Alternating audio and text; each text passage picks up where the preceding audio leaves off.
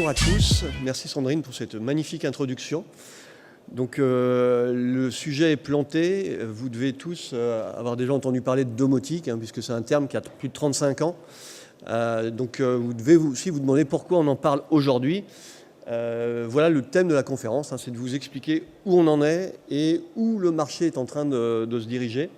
Donc moi effectivement je suis le président de la Fédération française de domotique et j'interviens aujourd'hui également en tant qu'ambassadeur de la Smart Building Alliance que certains promoteurs doivent connaître, ces deux structures sont en train de mettre les bases du logement connecté, du bâtiment connecté de demain, puisque on travaille aussi bien sur le logement que sur des bâtiments tertiaires. Et l'idée, c'est de mettre autour de la table, donc ce n'est pas un syndicat, ce n'est pas des organisations qui sont là pour défendre quoi que ce soit. Nous, on a des convictions et on veut les partager et de faire en sorte que tous les acteurs qui, de près ou de loin, sont concernés par le bâtiment connecté, donnent leur avis, partagent leur retour d'expérience, partagent leurs bonnes pratiques. Et c'est dans ce cadre-là que j'interviens. C'est pour vous donner envie d'aller vers le logement connecté, de comprendre où on en est et puis de déclencher au bon moment ce genre de projet. Donc vous voyez, aujourd'hui, ça représente plus de 600 entreprises dans tous les secteurs. L'idée, c'est de faire en sorte que, globalement, à la fois les industriels, à la fois les promoteurs, à la fois les bailleurs, à la fois les bureaux d'études, les installateurs, tout le monde aille dans le même sens. Vous connaissez, je pense, le bâtiment. Le bâtiment, c'est un énorme paquebot. Et il y a un choc de culture, en fait, entre le paquebot du bâtiment, qui met beaucoup de temps à bouger, et l'innovation, le numérique, qui en permanence se renouvelle.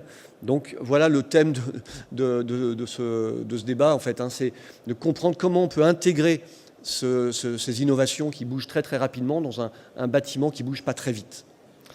Alors, un tout petit état des lieux, déjà quelques considérations liées au marché. Donc ça, c'est pas forcément ma conviction, mais c'est ce que remontent les études. Premier élément, depuis quelques années, on a depuis 3 ans une nouvelle étape qui a été franchie. Les promoteurs l'intègrent comme un argument de vente. Donc ça, c'est très nouveau, puisqu'on fait des logements connectés, des logements domotisés plutôt depuis de longues années. Mais ça n'a jamais été un marché de masse. Là, ça devient un marché de masse parce que les promoteurs le vivent comme un argument. Et petit à petit, on a la conviction qu'un logement qui ne serait pas connecté, que ce soit un logement neuf ou un logement rénové, réhabilité qui ne serait pas connecté, deviendra de plus en plus difficile à louer ou à vendre. Alors ce qui a évidemment changé les choses, c'est le fait que tout le monde, je pense qu'ici on peut faire un sondage, mais tout le monde a un smartphone dans la poche. Beaucoup ont une tablette. Certains d'entre vous, je suis certain, ont des assistants vocaux, des enceintes connectées, des objets connectés. Donc c'est plus quelque chose d'exceptionnel. Tous ces éléments, ces équipements connectés font partie de nos logements. Et l'objectif d'un promoteur, c'est de suivre ces tendances et de faire en sorte que quelqu'un qui a déjà du connecté en trouve dans le logement qu'il va acheter ou qu'il va louer. Autre grande nouveauté, que ce soit les promoteurs et les bailleurs. Alors je ne sais pas si c'est un sujet ici, mais on a à la fois ces deux grandes tendances au niveau de la promotion et du logement social. Tous les promoteurs, en tout cas tous les grands promoteurs, et vous verrez quelques chiffres tout à l'heure, se sont positionnés. D'accord ? Alors, plus ou moins avec succès, il faut être très clair, il y a beaucoup qui ont encore essuyé les plâtres, mais ils ont décidé à très court terme de développer cette offre de logement connecté. On estime, alors ça c'est un chiffre un peu surprenant, on a parlé tout de suite de 2021, en tout cas d'ici fin 2020, je vais développer tout à l'heure ce chiffre-là. On estime que 100% de l'offre de logements neufs sera connectée. D'accord ? Donc on va le définir, c'est quoi un logement connecté ? On peut faire des choses extrêmement simples qui ne coûtent pas grand-chose, jusqu'à des logements connectés ou très connectés qui vont très loin. Donc je vous donnerai un petit peu d'exemples là-dessus. Ensuite, il y a une vraie volonté politique. Là, j'ai mis une volonté territoriale, donc que ce soit les communes, les collectivités, même les mouvements politiques aujourd'hui ont compris que nos modes de vie avaient changé, que le numérique était partout et qu'il n'y a pas de raison que le numérique s'intègre dans tous nos équipements sauf dans nos logements. Il n'y a aucune raison. Je vous ai donné une clé tout à l'heure, le logement, le bâtiment met du temps à bouger, donc on a un peu de décalage, mais Dieu merci, depuis 15 ans, nos voitures sont connectées, par exemple. Il y a énormément d'électronique et d'innovation dans nos voitures. C'est bien un bénéfice en termes de sécurité, de confort, d'économie d'énergie. Donc c'est ça qu'apporte le numérique dans le logement. Ensuite, il y a alors je vous montrerai quelques éléments normatifs, puisque quand on est promoteur, on est bombardé de normes. Dans le domaine du connecté, il y a aussi des normes. Et je vous expliquerai notamment cette réglementation environnementale 2020 qui sera applicable dans quelques mois. Sera un plaidoyer pour le numérique, sera un plaidoyer pour l'innovation. Donc nous, on s'appuiera aussi là-dessus pour développer ce que j'appelle le smart. Ensuite, clairement, beaucoup de promoteurs ont souffert il y a quelques années d'un manque de compétences des filières, en fait. C'est-à-dire qu'un promoteur motivé qui voulait aller dans cette direction-là, parce qu'il faisait du haut de gamme ou parce qu'il avait une clientèle qui était intéressée par ces domaines-là, était bloqué par l'architecte qui disait vous verrez ça plus tard, par le bureau d'études qui ne connaissait pas, par l'installateur ou les installateurs qui n'avaient pas été formés. Donc évidemment, on a beaucoup travaillé sur ces niveaux de compétences, sur ces formations, pour que quand un projet se présente, il y ait une réponse, qu'il y ait des gens compétents pour le mettre en œuvre. Ensuite, et c'est déterminant, puisque les promoteurs ont une calculette entre les mains, l'équation économique devient favorable. Là où la domotique, il y a quelques années, coûtait cher, était complexe à mettre en œuvre, aujourd'hui, à la fois avec l'arrivée du sans-fil et le volume, aujourd'hui, on parlera des GAFA, par exemple, les grands Google, Amazon, Facebook, Apple, se sont tous emparés massivement et ont investi massivement des milliards, je dis bien des milliards, en R&D sur le sujet du logement connecté. Forcément, ça fait bouger toutes les lignes et on a maintenant des prix extrêmement compétitifs. Dernier point, et ça je vais le développer, on parle de domotique désirable. Alors c'est quoi ? Je vais vous l'expliquer parce que ça peut paraître un peu surprenant. C'est une étude Promotelec qui a été remise à jour en mars de cette année, qui déclare et qui a étudié ça auprès quand même de presque 2000 personnes. Aujourd'hui, la domotique, le logement connecté, ce qu'on appelle le smart home, devient quelque chose de désirable. Donc forcément, un promoteur, s'il met quelque chose de désirable sur une plaquette de vente, va intéresser des nouvelles générations, va intéresser des gens qui ont besoin, donc je pense aux seniors ou aux personnes handicapées par exemple, vont intéresser des gens qui veulent avoir un logement à la page. Quand j'achète un logement en 2019, je veux un logement de 2019. Je ne veux pas un logement de des années 2000. Je veux un logement des années 2020. Donc ça, c'est le connecté. Et vous voyez sur ce visuel que ça devient un rêve accessible. Ou jusqu'à maintenant, c'est plutôt un rêve inaccessible, ce qu'on appelle une utopie. Aujourd'hui, ça devient un rêve accessible. Alors vous avez déjà des exemples de rêves. C'est un logement qui serait autonome en énergie, par exemple. Ce serait un logement qui serait autonome tout court. C'est-à-dire si j'ai une fuite d'eau, il y a quelques années, la domotique, ça faisait bip bip, c'était juste un capteur. Et puis on a eu une notification. Le problème, c'est que si je suis à l'autre bout de la ville, ça ne me sert pas à grand-chose. Un logement autonome va couper l'arrivée d'eau. Donc vous voyez la différence entre un logement connecté d'ancienne génération, ce qu'on appelait la domotique, et un logement connecté de nouvelle génération qui va se charger de tout finalement. On souhaite, et ça ces études le montrent, on souhaite se décharger de tout ce qui est technique. On souhaite se décharger de tout ce qui est complexe. On court tous après le temps. Si on peut se décharger de choses qui sont fastidieuses, de choses qui sont pénibles, on le fait. Et la domotique répond à ça notamment. Là, vous voyez à nouveau cette logique de maintien à domicile. Ça, voilà, c'est quand même des clients très importants pour les promoteurs, les seniors. Alors, c'est quoi un senior ? Au-delà de 60 ans, on est considéré comme des seniors. Donc, c'est des gens qui sont aujourd'hui des investisseurs, qui sont aujourd'hui des acquéreurs de logements. Ils comprennent à travers ce logement connecté que le logement va pouvoir s'adapter à leur pathologie, à leur maladie ou à leurs problèmes de vieillesse, etc. Donc ça peut être un argument de vente pour les convaincre. Donc j'y reviendrai, je vous donnerai des exemples de fonctionnalités C'est ça qui est important en fait, hein. Moi, je ne vous parlerai pas de technique. Ce qui est important, c'est de comprendre quel est le bénéfice pour un acquéreur, quel est le bénéfice pour un promoteur, quel est le bénéfice pour un syndic, pourquoi pas. Voilà les enjeux aujourd'hui du logement connecté. Un tout petit chiffre, et encore, là, on a le chiffre de 2017. Hein. Aujourd'hui, on est à 2 milliards. Hein. Le chiffre d'affaires de la domotique, du logement connecté en 2018 en France, représente 2 milliards d'euros. Donc, ça commence à peser. Une des raisons, parce que vous voyez que logement connecté, c'est très vaste. Hein. Tout ce que je vous montre là comme objet peut être considéré comme des objets connectés. Et là non plus, c'est pas moi qui le dis, hein, c'est une étude de gens sérieux. Gartner, c'est quand même des gens qui comprennent et qui étudient le marché de façon très précise. Alors reportez-vous il y a 10 ans dans vos logements, vous aviez 2, 3, 4, 5 équipements connectés. Il y a quelques années, vous en aviez une dizaine. Aujourd'hui, faites le compte hein, entre vos box, vos télés, vos smartphones, vos tablettes, vos montres, plein d'objets connectés, tout devient connecté finalement. Hein. Vous regardez maintenant, c'est l'électroménager, c'est la sécurité, c'est tout ce qui... là, vous voyez des ampoules, vous voyez des thermostats connectés. On estime, alors ça peut être effrayant et pas très crédible, mais je vous donne le chiffre, hein, Gartner estime que dès 2022, donc c'est dans 2 ans et demi, on aura de l'ordre de plusieurs centaines d'objets connectés dans nos logements. D'accord ? Donc l'idée d'un logement connecté, c'est de simplifier tout ça. Parce que si vous avez plusieurs centaines d'équipements connectés dans votre logement, chaque objet connecté vient avec une application. Donc imaginez votre cauchemar si, quand vous voulez piloter tout ça, vous avez besoin d'une application par fonction. Ça devient l'enfer en fait. Hein. C'est exactement, moi je fais beaucoup le parallèle avec les télécommandes. Vous avez tous des télécommandes chez vous. Aujourd'hui, une télé, des fois, c'est 2, 3, 4, 5 télécommandes. Et c'est l'enfer, ça devient compliqué. C'est déjà compliqué pour allumer une télé, quoi.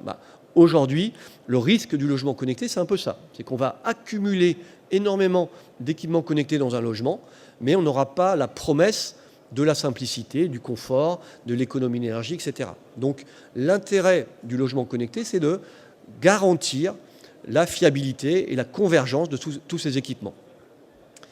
Alors convergence, voilà un exemple de convergence.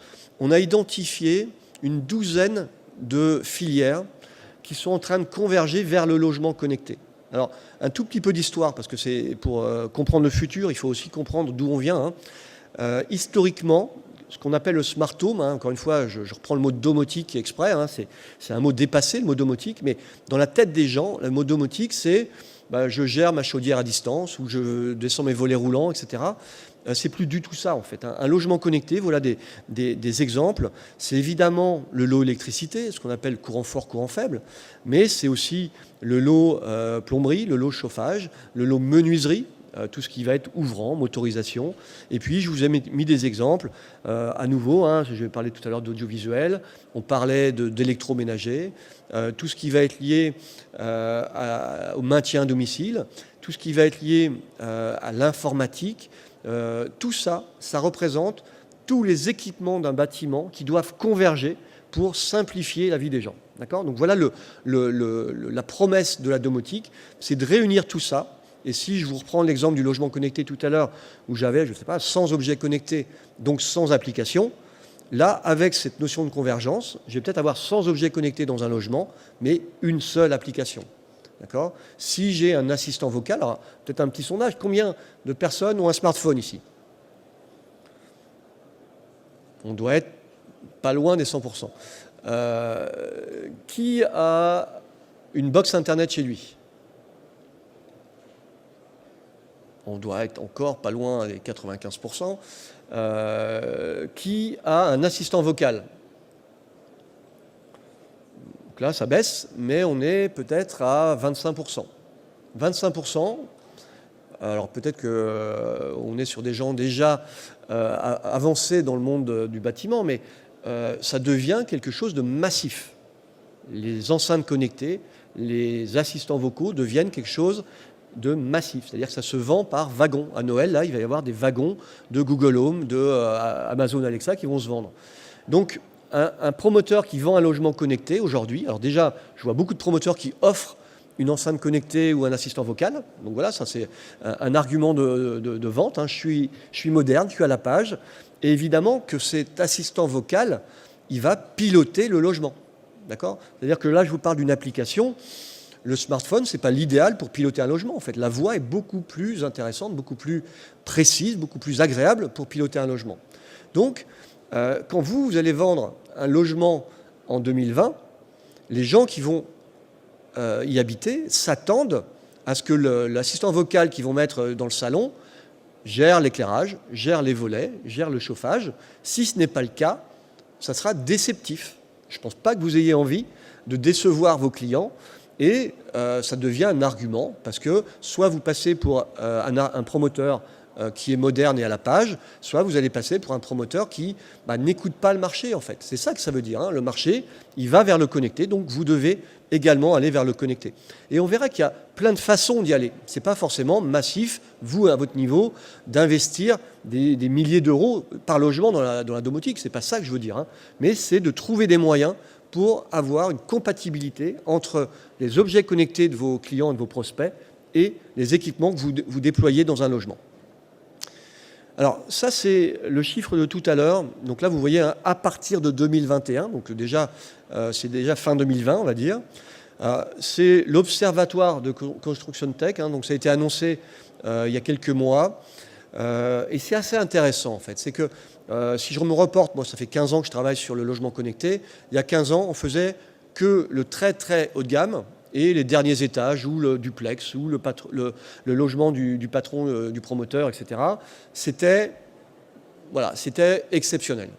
Il y a 5 ans, on a commencé à voir, et vous le voyez sur ce chiffre-là, depuis 2016, des gens comme Bouygues Immobilier ou Nexity ont généralisé cette approche. Généralisé. C'est-à-dire que ce n'est pas juste sur une opération intramuros à Paris, c'est sur 100% de leurs opérations. Alors évidemment, en fonction des promoteurs, par exemple, si je reprends l'exemple de Bouygues, ça va être 100% sur le papier. Après, une opération qui est, je sais pas, à Toulouse, ça dépendra du directeur régional. Il va quand même avoir le choix de ce qu'il décide de faire dans son programme. Mais globalement, il a... alors il y a peut-être des gens de Bouygues Immobilier ici, hein, mais il y a un message de la direction de Bouygues Immobilier qui dit 100% de nos logements doivent être connectés. Donc ils ont investi massivement. Eux, ils ont intégré le connecté depuis plusieurs années de base dans tous leurs logements. Des gens comme Nexity, c'est un peu plus récent, mais vous connaissez peut-être Eugénie, hein, c'est un programme stratégique chez Nexity. 100% des logements neufs et petit à petit des logements qui vont réhabiliter seront connectés. Vous avez un deuxième, donc ça c'est un peu ce qu'on appelle les early adopters, hein, ce sont les gens qui innovent et qui essuient les plâtres, il faut être clair. Hein. Je peux vous assurer que Bouygues Immobilier a essuyé des plâtres. Quand vous êtes le premier à faire du massif sur du logement connecté, vous vous doutez bien que les filières ne sont pas prêtes. Donc ils ont mis quelques mois, quelques années hein, presque, à être au point et à pouvoir le diffuser massivement. Deuxième type de promoteurs, hein, des gens comme BNP Real Estate ou Vinci, ils commencent et ils vont massifier dès l'année prochaine. Des gens comme ICAD, des gens comme Altarea, pareil, vont massifier un petit peu plus après, hein, dans les années qui viennent. Mais vous voyez que le mot massification, dès 2019, hein, dès maintenant, il est là. Alors, on me pose souvent la question de est-ce qu'on est sur un marché mûr ? Est-ce que ce marché est mûr ? Alors, il y a 2 éléments de réponse. Un marché, c'est une offre et une demande. Donc, si on étudie l'offre et la demande, je peux vous assurer que le marché est mûr. Il y a pléthore de solutions sur le marché. Alors, il y en a des bonnes, des moins bonnes, pour ne pas dire des mauvaises, peu importe. Il y a pléthore de solutions. Des solutions, donc ce qu'on appelle l'offre, qui est extrêmement diversifiée. Donc elle devient standardisée, il n'y a plus de problème de compatibilité, hein. C'est ça qui a freiné énormément la domotique, c'est qu'il y avait des problèmes de compatibilité entre ce que faisait l'électricien, ce que faisait le menuisier, ce que faisait le chauffagiste. Déjà, ce n'était pas compatible. Donc si c'est pour avoir 3 domotiques dans une maison, ça n'avait aucun intérêt. Aujourd'hui, on est sur des offres qui sont standardisées, design. Vous connaissez peut-être, hein, moi j'aime bien parler d'un objet connecté qui s'appelle Nest, c'est un thermostat connecté à l'origine. Il a été racheté 4 milliards de dollars par Google. C'est le designer de l'iPod. Donc des gens qui savent gérer l'ergonomie et qui donnent envie d'utiliser. Donc ce sont des objets extrêmement design, simples à utiliser. Donc le prix, j'en ai parlé tout à l'heure, qui baisse. Et puis fiable. C'est ce qu'on reprochait à la domotique. C'est que si je mets de la domotique chez moi, je veux que ça marche 100% du temps. Aujourd'hui, c'est le cas. Si vous choisissez des solutions abouties, ça sera fiable 100% du temps. À l'autre bout de la chaîne, vous avez la demande. Donc tout à l'heure, je vous disais, la domotique devient désirable. Alors, la difficulté pour vous en termes de marketing, c'est que si vous prenez une opération de 100 logements, vous allez probablement avoir 100 projets différents. C'est-à-dire que 100 familles auront des besoins différents. Donc là, j'ai donné des exemples. Il y a une famille au 3e qui va être intéressée par sécuriser son logement, une autre famille qui va vouloir faire des économies d'énergie, une autre famille qui va vouloir faire, je sais pas, du multimédia, une autre famille qui va, parce qu'il y a une personne handicapée, vouloir garder cette personne, je sais pas, tétraplégique, pour dire quelque chose, autonome dans ce logement. Et puis, dernier étage, quelqu'un qui a 70 ans, qui veut bénéficier du connecté pour pouvoir rester le plus longtemps possible, vivre dans ce logement dans de bonnes conditions. Donc vous voyez, l'approche marketing du logement connecté est très complexe. Ce qu'ont fait les premiers promoteurs, c'est qu'ils mettaient la même domotique dans tous les logements et ça ne pouvait pas changer. Bah, forcément, il y avait 3 ou 4 logements dans le programme qui répondaient à un besoin, mais tout le reste, tous les autres logements étaient à côté de la plaque. D'accord ? Donc si vous voulez comprendre cette logique de logement connecté, il faut comprendre cette complexité de besoins en fait. Chaque famille a des besoins différents. Alors, le problème d'un marché, c'est que même quand vous avez une offre et une demande, vous n'avez pas forcément un marché mûr si au milieu, vous avez peu de moyens de réconcilier, de faire un lien entre l'offre et la demande. Donc si demain, un promoteur veut faire une opération aboutie en logement connecté, elle va se heurter à ce que j'ai mis au milieu, là, cet engrenage du bâtiment, cet engrenage d'architectes, de bureaux d'études, d'entreprises, d'artisans. Aujourd'hui, en France, c'est 450 000 entreprises. Donc c'est exactement le problème de la maquette numérique et du BIM, c'est qu'on ne va pas former en quelques mois 450 000 entreprises. Donc, il faut trouver les bons interlocuteurs pour répondre à ce besoin. Donc ça, c'est le premier challenge. Et c'est ce qu'on a fait au niveau de la fédération et de la Smart Building Alliance, c'est essayer de faire des liens entre les gens qui ont des projets et les gens qui ont des solutions. C'est de mettre un peu de l'huile dans les rouages. Là. Il manque de l'huile dans les rouages, clairement. Alors, une autre façon de voir le logement connecté, c'est de faire une analogie avec le smartphone. On l'a vu, vous avez tous un smartphone dans la poche, dans cette salle. Au début, quand il a été fabriqué, vous aviez tous le même smartphone, presque. Alors, il y a peut-être différentes marques, etc. Mais en gros, il pouvait téléphoner, il faisait du SMS, il pouvait vous faire agenda, il pouvait vous faire une liste de contacts, etc. Et puis, au bout de 5 minutes, vous avez téléchargé des applications, vous avez mis des jeux, vous avez mis les trucs météo, les trucs de bourse, les trucs de travail, etc. C'est ça, le logement connecté, en fait. C'est-à-dire qu'on va mettre à disposition des acquéreurs un potentiel. Alors évidemment, il y aura des fonctions de base. Le téléphone, il y avait « je peux téléphoner ». Et bien sûr, un logement connecté, la fonction de base, c'est « je peux centraliser les volets roulants », piloter mon chauffage à distance, désactiver l'alarme, gérer mon vidéophone, etc. Voilà, ça, c'est les fonctions de base que vous allez mettre dans tous les logements, peut-être. Par contre, quand l'acquéreur va arriver dans son logement, il va avoir la possibilité de télécharger des applications qui l'intéressent. Donc si c'est un senior, il va peut-être télécharger des applications pour les seniors. Si c'est quelqu'un qui est très, qui veut faire des économies d'énergie, il va peut-être télécharger l'application du quartier ou de l'immeuble. Là, par exemple, je vous parlais tout à l'heure d'une opération où on a mis à jour les vidéophones de tous les logements. D'accord ? Au bout d'un an, on a juste fait une mise à jour, comme un téléphone, et on a rajouté la fonction recharge de véhicules. D'accord ? On avait prévu la recharge de véhicules dans le parking. Petit à petit, il y a des gens qui ont acheté des voitures électriques. Ils voulaient savoir, dans leur logement, si la voiture était rechargée, etc. Donc c'est ça la logique d'un logement connecté. C'est qu'on va pouvoir augmenter les capacités de ce logement.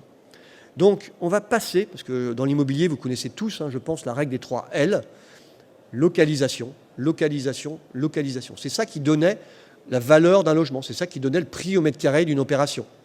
Bien, aujourd'hui, c'est déjà le cas dans le tertiaire depuis quelques années, mais dans le logement, on va maintenant appliquer la règle des 3 S. Alors, évidemment, on n'enlève pas la règle des 3 L, elle devient et elle reste fondamentale, mais elle se complète aujourd'hui de la règle des 3 S, c'est-à-dire que si un acquéreur a le choix entre 2 opérations situées dans le même quartier, il va être intéressé par connaître l'offre de services associés à ces logements, associés à ces bâtiments.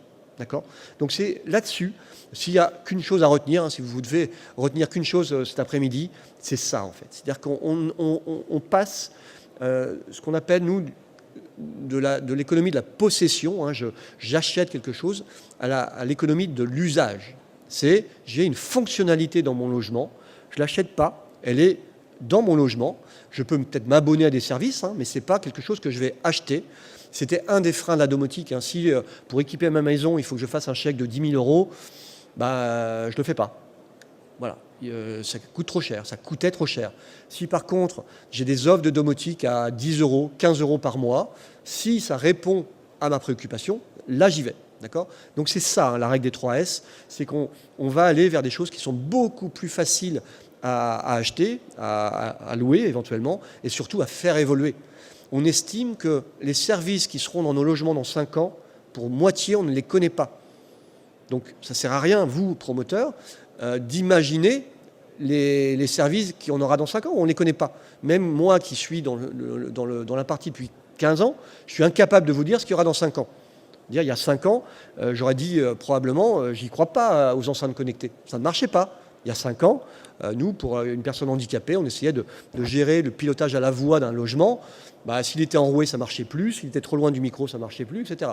Aujourd'hui, vous mettez n'importe quelle enceinte connectée au milieu d'un salon et toute la famille peut interagir et ça marche. Globalement, ça marche. Donc voilà l'évolution du marché. Il va suivre l'évolution du smartphone, l'évolution de l'informatique. Dans l'informatique, on parle de plug and play, par exemple. Plug and play, c'est j'achète une imprimante, j'achète une souris, je la branche, elle fonctionne. J'ai plus, comme il y a 20 ans, ceux qui ont mon âge le savent, il y a 20 ans, on achetait une imprimante, on appelait le beau-frère ou on passait le samedi après-midi à télécharger un driver sur une disquette 3,5 pouces. C'était l'enfer. C'était pas plug and play. Aujourd'hui, la domotique, c'est encore ça, en partie. Donc l'intérêt du logement connecté, c'est que ça devient plug and play. Vous mettez en place la base d'un logement qui va pouvoir évoluer facilement en plug and play. Et si on m'offre une enceinte connectée à Noël, en la branchant, elle va reconnaître les volets roulants, elle va reconnaître les ampoules connectées, elle va reconnaître ce qu'il y a de connecté dans mon logement et elle va me permettre de le piloter à la voix. Voilà un peu ce que ça veut dire cette règle des 3 S. Alors, ça c'est le bon côté. Ça c'est le mauvais côté. C'est ce que j'ai évoqué tout à l'heure. Plus vous avez d'objets connectés dans une maison, c'est pas parce que je mets plein d'objets connectés que je vais résoudre tous les problèmes. Au contraire. Donc, attention, le rôle d'un promoteur, c'est pas de complexifier la vie des gens. Donc, il faut trouver le bon compromis, parce qu'on voit des avantages, on voit des bénéfices, mais il y a aussi des inconvénients. Donc, si vous faites pas attention, si vous ne maîtrisez pas les entreprises qui vont faire le connecté dans votre logement, vous risquez d'avoir des gens insatisfaits. Donc voilà, là je vais vous donner des clés pour répondre à ça en fait. C'est comment je fais en sorte que mes acquéreurs, mes locataires soient satisfaits de l'installation que je mets en place. Alors, déjà on va parler de réassurance. Aujourd'hui, si je dois refaire un sondage ici, les 75% de personnes qui n'ont pas d'enceinte connectée, si je leur demandais pourquoi ils n'ont pas d'enceinte connectée, un, parce que ça ne les intéresse pas, ou deux, parce qu'elles n'ont pas confiance. Les enceintes connectées, c'est aujourd'hui Google et Amazon, Apple un peu. J'ai pas confiance. Vous avez tous suivi les scandales de Facebook. Si je mets à disposition de ces GAFA des informations, des micros, un assistant vocal, c'est 5, 6, des fois 7 micros dans votre salon. C'est pas rassurant ça. Donc il va falloir trouver collectivement des moyens de rassurer les gens. D'accord ? Alors moi j'ai identifié 4 niveaux. Si on veut que les gens soient contents et aient confiance et que vous, quand vous parlez de connecter, ça donne confiance, ça inspire confiance, ça devient un argument, il faut rassurer les gens à plusieurs niveaux. Alors le premier, il ne vous concerne pas du tout, c'est celui des data, les données. En Chine, vous voyez ce que ça donne. On espionne les gens, on flique les gens et on donne une note aux gens en fonction de leur comportement. Bon, si c'est ça, un logement connecté, vous doutez bien que personne n'en veut. En Europe, en France, on a la CNIL. En Europe, on a aussi la chance d'avoir RGPD. Ça embête tout le monde, mais c'est un vrai progrès. C'est-à-dire qu'on a encadré le travail des professionnels, des promoteurs, des gens qui font des sites web, des gens qui font des statistiques, etc., pour que ça ne devienne pas n'importe quoi. Donc, vous allez avoir, vous, quand vous allez faire du logement connecté, des choses à déclarer à la CNIL, par exemple. Aujourd'hui, c'est quelque chose qui devient fondamental. On ne fait pas n'importe quoi dans le logement connecté. Mais c'est encadré.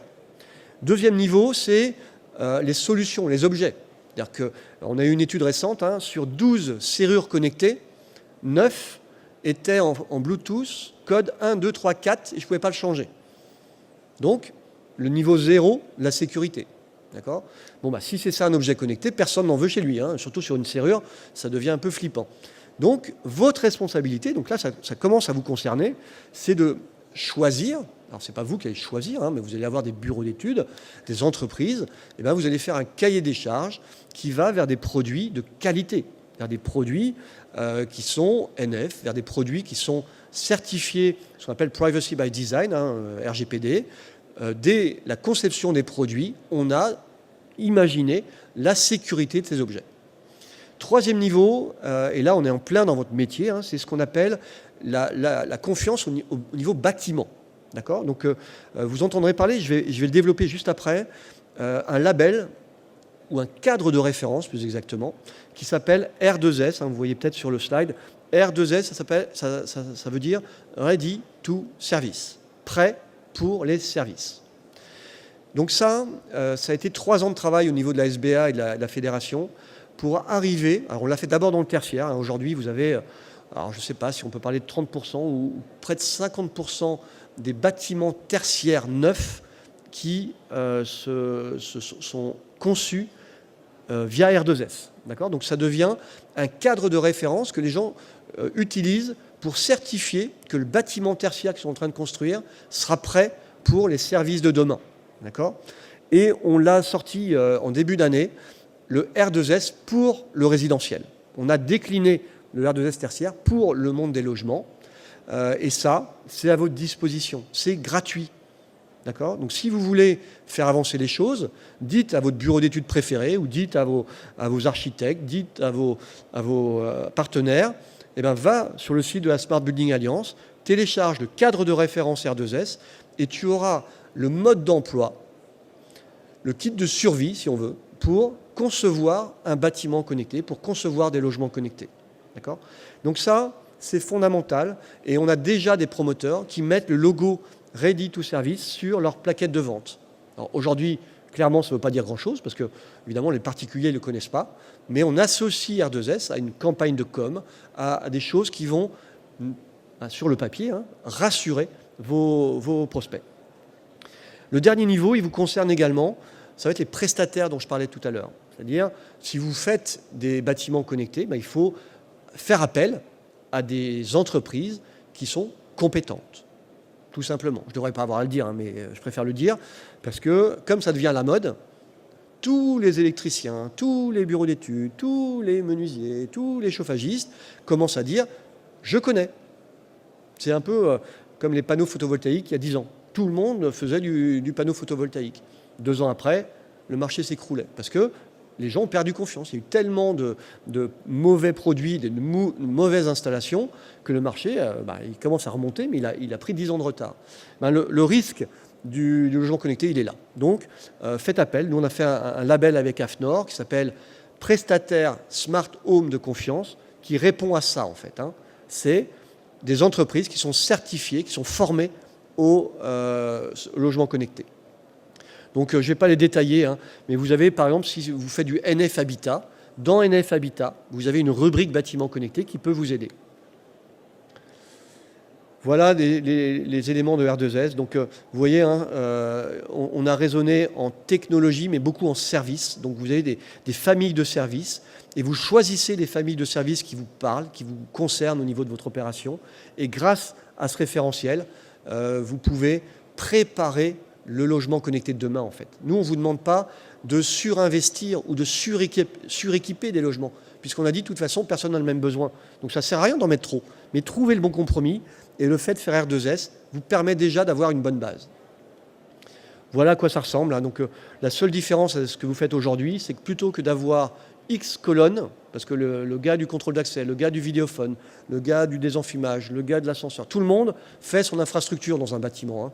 Ben là, il n'y a plus qu'une seule infrastructure. C'est une colonne IP, hein, ce qu'on appelle le 4e fluide, qui innerve tout le bâtiment, tous les logements. Et ça, c'est un réseau sécurisé, bâtiment, qui n'est pas lié à la box Internet du client.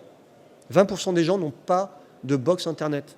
Avec la 4G, maintenant avec la 5G, les gens, petit à petit, vont peut-être beaucoup moins s'abonner à Internet. Donc tous les promoteurs qui, jusqu'à maintenant, ont basé leur domotique sur la box Internet du client, déjà, ils sont en danger.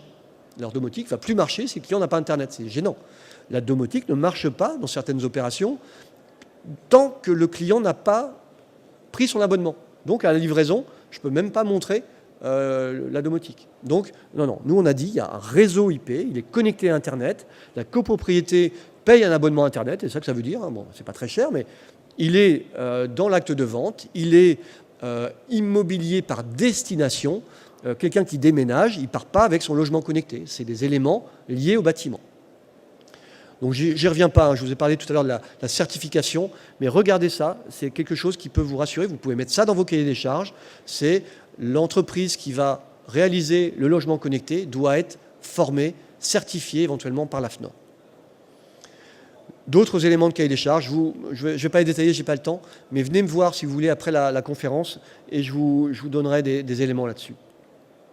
Ça, c'est juste un exemple, hein, je ne vais pas non plus le détailler, mais c'est la façon dont on accompagne les promoteurs. Donc là, c'est pareil, hein, s'il y a des promoteurs, des bailleurs, des gens qui travaillent sur ces sujets-là, qui ont besoin d'informations, voilà le type de document qu'on va faire. Alors, je pense que vous ne voyez pas grand-chose, mais vous avez les gammes d'opérations. Donc si dans votre promotion, vous avez de l'entrée de gamme, du médium, du premium, du très haut de gamme, on va définir pour le vidéophone, pour le contrôle d'accès, pour l'éclairage, pour le chauffage, pour la sécurité, etc. Comment on équipe les logements, en fait. On ne va pas équiper toutes les gammes de la même façon. On va y aller progressivement. Vous avez la dernière colonne qui est les parties communes. Si on met des vidéophones connectés, si on met des boîtes aux LED connectées, si on met des boîtes à colis connectées, etc., ça va apparaître ici. Je passe rapidement. Retenez un autre point. Avec les méthodes actuelles du bâtiment, on ne peut pas réussir du logement connecté. Alors, ça peut faire peur, hein. Je ne suis pas là pour vous faire peur. Faites attention. C'est-à-dire que le logement connecté, il s'approche de façon différente que ce qu'on fait dans le bâtiment. Donc, on va travailler un peu différemment, mais je vais y revenir tout à l'heure. Un exemple, si vous pouvez, puisque vous êtes en amont de vos projets par définition, demandez d'avoir un lot spécifique sur le connecté. Comme je vous ai dit que c'était un petit peu dans tous les lots, le risque, si vous ne mettez pas quelque chose de convergent, c'est que chaque entreprise fasse du connecté dans son coin. Là, on règle le problème, il y a un lot, et il y a déjà des promoteurs qui ont dédié un lot au connecté qui permettent de simplifier tout ça. Un élément aussi sur la donnée, alors ça, vous allez retrouver dans R2S, hein. Donc, si vous faites des bâtiments R2S, ça sera pris en compte. C'est le fait de prendre soin des données issues du bâtiment et issues du logement. Je vous ai tout à l'heure parlé de confiance. Si les données sont balancées dans le cloud, sont revendues, les gens ils vont débrancher le connecté. Ils ne veulent pas être espionnés, ils ne veulent pas être bombardés de pubs, etc. Donc, un logement connecté va produire des données. C'est de la valeur, hein, pour les gens qui vont exploiter ces bâtiments, mais c'est aussi un risque. Donc, on va faire attention. D'accord ? Donc, voilà une préoccupation à avoir. Je vous ai parlé tout à l'heure des GAFA, donc je vais en dire un mot. Leur stratégie, c'est de récupérer toutes les données de nos vies à tous les moments de la journée, à tous les endroits où on se trouve. Donc, vous voyez leur stratégie petit à petit. Au début, ils étaient dans nos smartphones, puis ils ont regardé ce qu'on écoutait comme musique. Ils savent tout. Et puis, vous voyez les 4 dernières colonnes. Ils sont intéressés à ce qu'on écoute, à ce qu'on regarde, tout ce qui est vidéo, aux assistants vocaux, et puis aujourd'hui, massivement, à la domotique. D'accord ? Donc, nous, on voit ça d'un très bon œil, hein, puisque c'est grâce à eux que le prix des logements connectés baisse et devient de plus en plus simple. Donc c'est bien, mais il faut encadrer ça. Il ne faut pas avoir un logement Facebook, hein, pour dire quelque chose. Donc faites attention.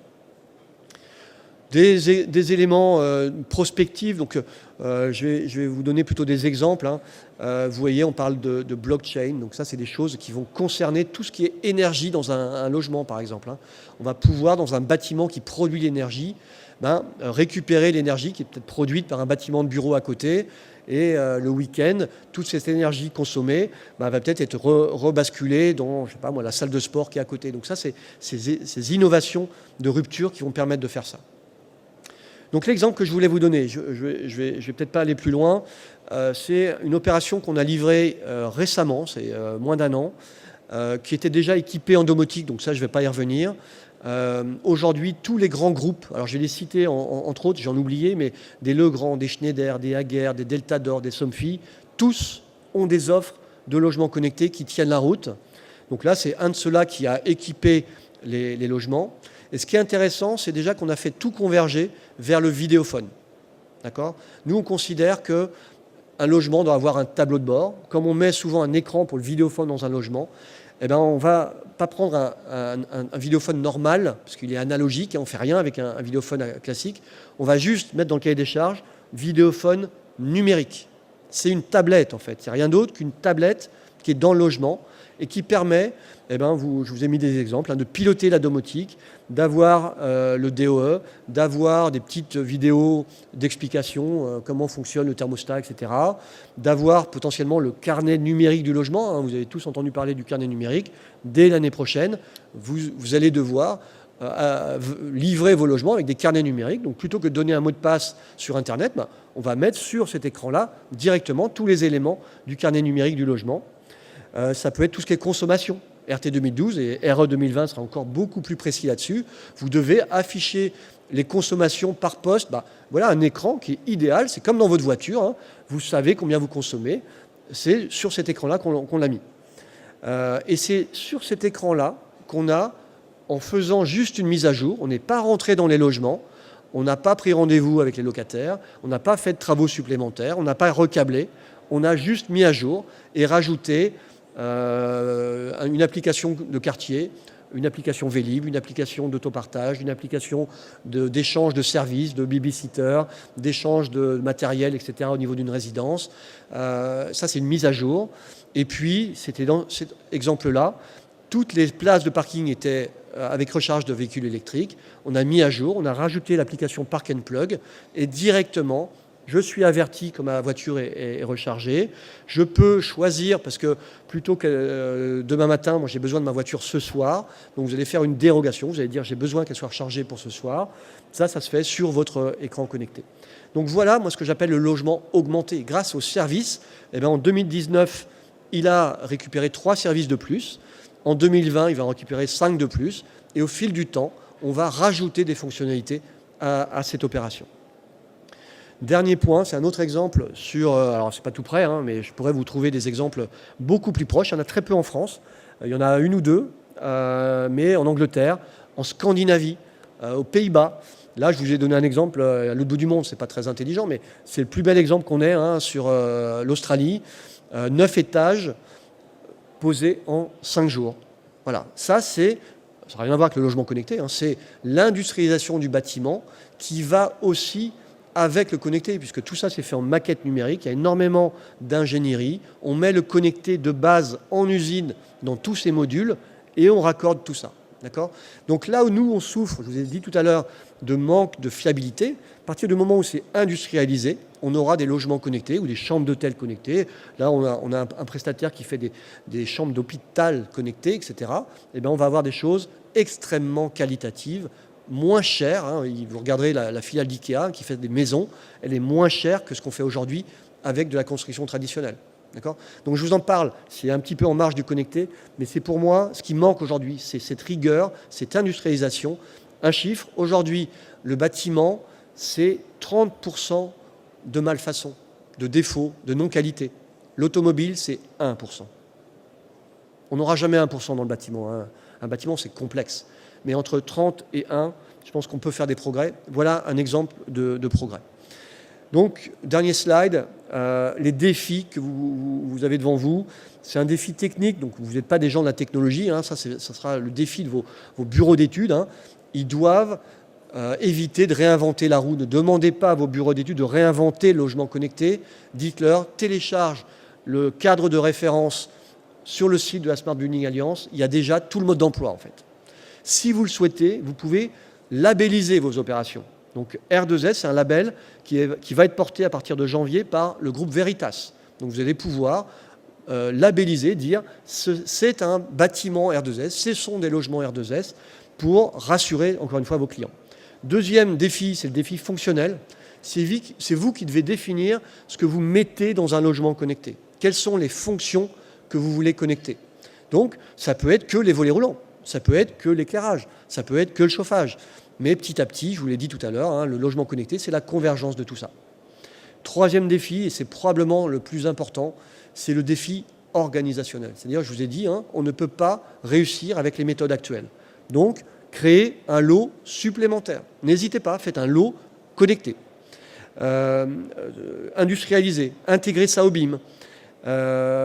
Faites appel à des nouveaux métiers. Là, on a par exemple ce qu'on appelle, nous, le référent connecté. Aujourd'hui, avec les solutions du marché, un électricien qui est formé est capable de faire du logement connecté tout seul. Il n'y a plus besoin d'ingénieurs ou de spécialistes. Ça, c'est plutôt une bonne nouvelle.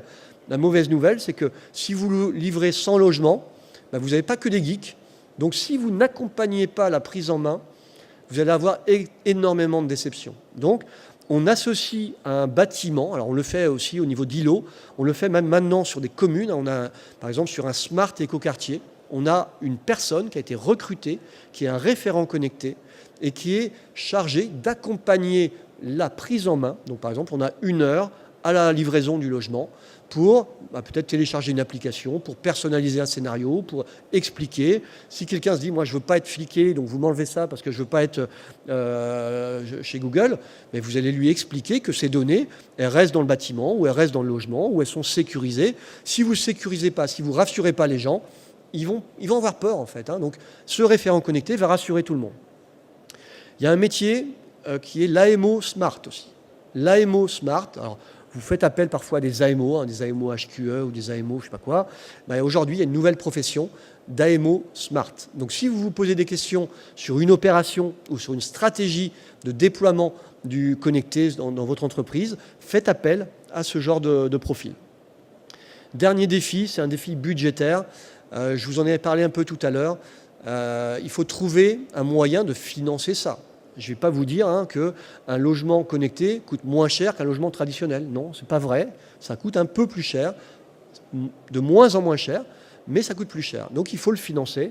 Ça peut être un argument marketing, ça peut être un argument de vente, mais ça peut aussi être des économies d'énergie, reporter plutôt sur le syndic, ou des modèles économiques de leasing, par exemple. On a les gens qui font des Urmet, des Comélites, des gens comme ça, ils font, ou des Intratones, j'ai vu qu'il y avait Intratone, des gens, ils font du contrôle d'accès en location. Donc vous n'avez pas à financer, 80 000 € de contrôle d'accès, de vidéophone, etc. Vous avez un service de contrôle d'accès, d'accueil de visiteurs au niveau de la résidence, qui se retrouve dans les charges, du coup, évidemment, mais qui permet de reporter l'investissement. Et nous, le bénéfice qu'on y voit, c'est que la fameuse tablette, tableau de bord qui est dans le logement, tous les 5 ans, elle va être changée. Parce qu'une tablette, vous connaissez votre smartphone, dans 5 ans, il y aura une sale tête. Donc, la tablette qui est associée au logement, avec ses modèles de leasing, de location, elle va pouvoir être mise à jour et rechanger, hardware, changer régulièrement. Donc, je ne vais pas aller plus loin. Si vous avez des questions, venez me voir. Sinon, allez sur le site de la Fédération ou de la Smart Building Alliance, Smart Building Alliance, SBA. Vous retrouverez toutes les informations sur le site de la SBA. Ou moi, je vais rester quelques minutes ici. Donc, si vous avez des questions, venez me voir. Je vous donnerai une carte de visite et puis on pourra avancer ensemble. Ou je pourrai vous mettre en relation avec des bureaux d'études, des AMO Smart ou des entreprises qui peuvent vous accompagner. Merci beaucoup.